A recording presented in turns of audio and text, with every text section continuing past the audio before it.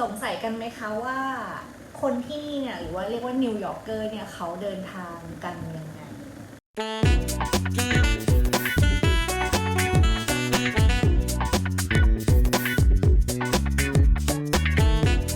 Thank you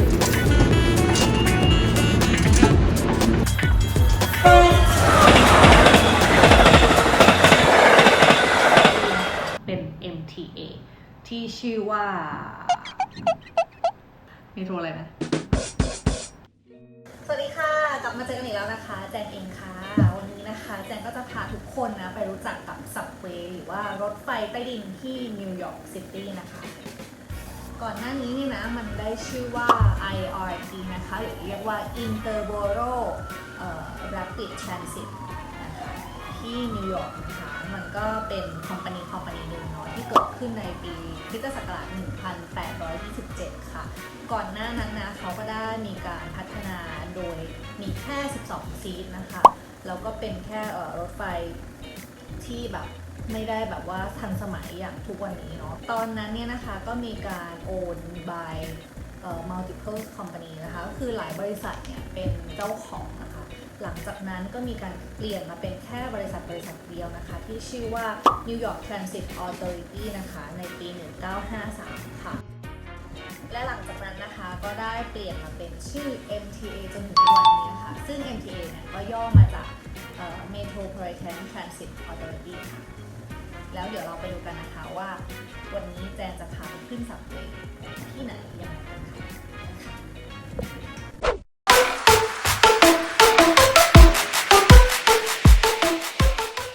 อันนี้นะคะคือเครื่องที่เราจะสามารถซื้อเมโทรคาร์ดนะคะหรือว่าบัตรสับเวย์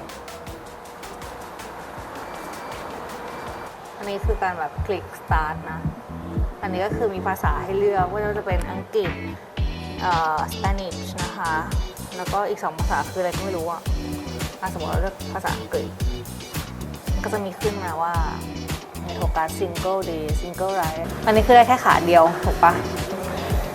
สมมติว่าเราจะเอาเมโทรการ์ดอันนี้คือคนที่มีการ์ดแล้วก็คือจะรีฟิลการ์ดเอานะคะกดรีฟิลแล้วมันก็จะมีให้ขึ้นสมมติว่าใส่ลงไปสมมติว่าแจงมีการ์ดอยู่แล้วเนาะใส่ลงไปมันก็จะขึ้นว่าให้แอดตอนนี้ในการ์ดแจงมี6เหรียญนะคะถ้าจะแอด value เนี่ยมันก็จะขึ้นมาเท่านี้ว่าเราจะเพิ่มเงินเท่าไหร่สมมติว่าแจงจะใส่20 เหรียญมันก็จะให้เรียกว่า cash ATM credit card โอเคปะเดี๋ยวทำให้ดูสมมติว่าอยากได้ credit card เนาะมันก็จะขึ้นหน้านี้ก็ใส่การ์ดลงไปในนี่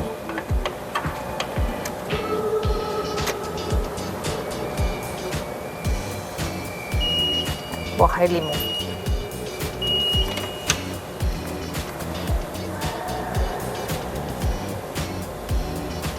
อันนี้คือ enter ตามzip code ของการ์ดที่เราถือไว้นะก็ enter processing เรียบร้อยแล้วเราก็รอมันออกมาค่ะเมื่อกี้เราก็ได้ลองแอดแบบ value กันไปแล้วนะคะตอนนี้จังจะมาลองทำแบบ add time ให้เพื่อนๆดูกันบ้างค่ะก็ไปที่ Metro Card นะคะ refill card ค่ะใส่บัตรเข้าไปนะคะ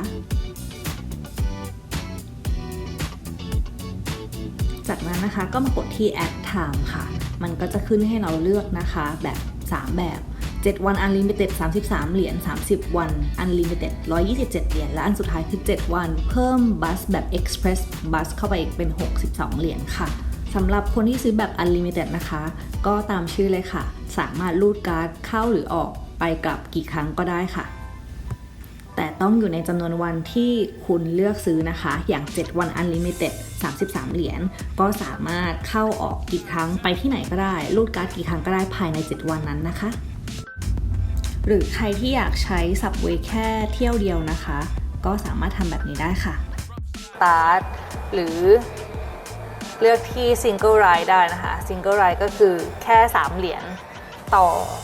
เที่ยวเดียวก็ทำตามเหมือนเดิมจะจ่ายเป็นเงินสดก็ได้ก็ใส่เข้าไปนะคะ Please Pay ตรงนี้ก็อาจจะใส่ที่เหรียญนะคะจะใส่ตรงนี้ หรือจะใส่เป็น bills นะคะตรงนี้ insert bills ก็คือใส่ได้เลยแล้วมันก็จะเงินทอนก็คือขึ้นตรงนี้นะคะแล้วอย่างเครื่องนี้นะคะก็คือเครื่องที่สามารถเช็คว่าในบัตรของเราเนี่ยมีเงินเหลือเท่าไหร่เดี๋ยวทำให้ดูค่ะอย่างนี้นะ swipe card แล้วมันก็จะขึ้นตรงนี้นะว่า balance ของเราเงินที่เหลือคือ26เหรียญคาร์ดเราเนี่ย expire เท่าไหร่ก็คือหมดอายุเท่าไหร่ตอนที่หมดอายุเนี่ยเราสามารถเพิ่ม value add value เพิ่มหรือเพิ่มเงินก็ได้นะคะหรือแม้กระทั่งถ้าสมมติว่าเราอยากเปลี่ยนคาร์ดเราก็สามารถบอกกับเจ้าหน้าที่ MTA ให้ combine กับคาร์ดที่เรามีอยู่หรือว่าเปลี่ยนเป็น new card เลยก็ได้ค่ะไปบางสถานีมันจะมีแมปให้ดูแบบนี้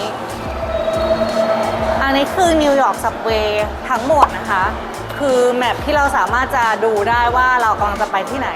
ตอนนี้เนี่ยแจงอยู่ในควีนนะคะถ้าสมมติแจงจะไปแมนฮัตตันนะคะก็คือตรงนี้แมนฮัตตันตรงนี้คือควีนที่เราอยู่เนาะเราอยู่ตรงนี้ถ้าแจงจะไปแมนฮัตตันเนี่ยเราก็ต้องขึ้นฝั่งเมื่อกี้ที่แจงพาไปดูเนาะที่มันเขียนว่าแมนฮัตตันเนาะก็คือไปทางนี้ถูกปะแต่ถ้าหัวแจงจะไปอีกฝั่งหนึ่งที่ขึ้นว่าจาไมกาเมื่อกี้นะคะก็คือฝั่งนี้จาไมกาคือตรงนี้โอเคปะแล้วส่วนตรงนี้ก็คือบรอนซ์นะแล้วตรงนี้ก็คือบรุกลินมันก็ขึ้นอยู่กับว่าเราจะไปอยู่ตรงเนี้ยควีนจะไปแมนฮัตตันหรือว่าจะไปบรุกลินเราก็สามารถเขาเรียกว่าอะไรtransfer รถไฟตามสายที่เราต้องการจะไปได้จ้ะแล้วเราก็ยังมีนะอันนี้เป็นซิสเต็มใหม่นะคะเป็นระบบใหม่ที่เพิ่งมีได้ไม่นานประมาณปีกว่าๆนะคะอันนี้จะเป็นระบบที่เราสามารถสแกนหรือว่าแท็บเครดิตการ์ดของเราได้เลยนะคะก็คือแค่แท็บแล้วก็คือจ่ายตังค์ก็คือเข้าไปได้เลยเดี๋ยวเรามาลองดูว่าทำยังไงครั้งแรกเหมือนกันนะลองเลยนะอ้าวแท็บเกนยังไงเธอโกอย่างนี้ค่ะ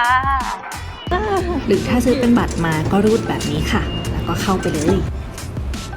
เราจะลองเล่นแค่สต็อปเดียวพอเนาะนะคะถ้าเป็นบ้านเราเนาะข้ามไปก็จะโดนปิ๊ดแต่ที่เนี้ยไม่มีการ์ดไม่มี security ให้คอยแบบปิดเรานะคะเพราะฉะนั้นเราต้องระมัดระวังกันเองตรงนี้นะคะก็จะให้ดูรางรถไฟค่ะซึ่งก็ไม่ได้สะอาดเลยนะคะบางทีนะคะเราก็จะเห็นหนูซึ่งหนูซับเวย์ของนิวยอร์กเป็นเรื่องปกติมากๆเลยล่ะค่ะตอนที่เรารอรถไฟอยู่เนี่ยนะคะเราก็ควรจะยืนให้ห่างจากเขาเรียกว่าอะไรยืนให้ห่างจากไซส์ที่ใกล้กับรถไฟที่สุด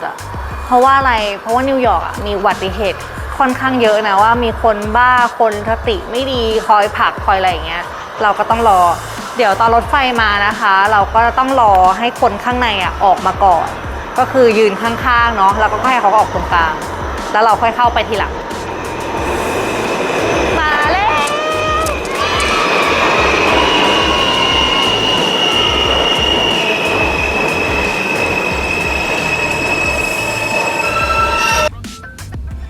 เอาละค่ะตอนนี้ก็ออกจากรถไฟมาแล้วนะคะแล้วตอนนี้แจงก็กำลังจะกลับไปที่สถานีเมื่อกี้ที่เราเพิ่งมาค่ะแจงก็แค่ขึ้นบันไดมานะคะแล้วก็ข้ามฝั่งมาอีกฝั่งหนึ่งเพื่อนั่งรถไฟย้อนกลับไปที่เดิมค่ะ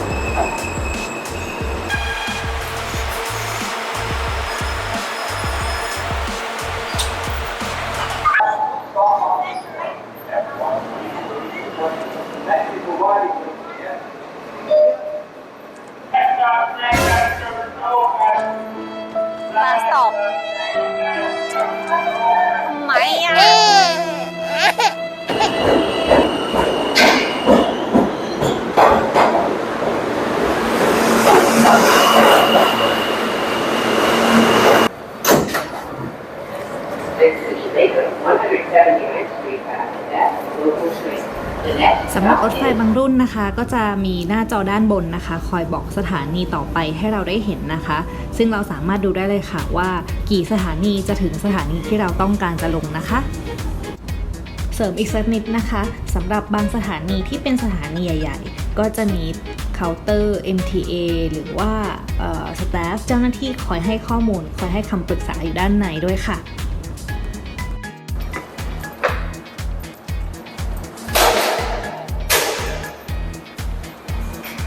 ถ้ามีของหรือกระเป๋าใหญ่ๆสัมภาระใหญ่ๆใช้ประตูนู้นได้นะคะ สำหรับขาออกนะคะเราก็สามารถผลักออกได้เลยโดยไม่ต้องรูดบัตรออกค่ะวันนี้แจงก็มาสาธิตวิธีการใช้บัตรสับเวย์เล็กๆน้อยๆให้เพื่อนๆได้เข้าใจกันนะคะนี่แหละค่ะวิถีนิวยอร์กเกอร์พอเข้าใจกันไหมยังไงคอมเมนต์มาบอกกันนะคะขอตัวก่อนนะคะวันนี้เจอกันคลิปหน้าค่ะฝากกดไลค์กด subscribe กดแชร์ให้ด้วยนะคะบ๊ายบายค่ะ